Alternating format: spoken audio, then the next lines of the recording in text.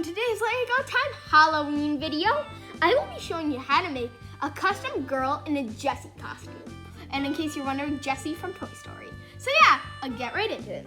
So first thing you're gonna need is from Luna Lovegood in the first Harry Potter blind bag series are these blue legs. And I find these blue legs helpful for really quite a few minifigures.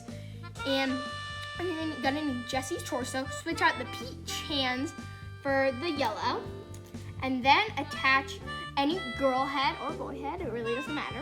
But if you want, you can. I found the horse girl's head the most iconic for Jessie, and it's gonna make her laughing.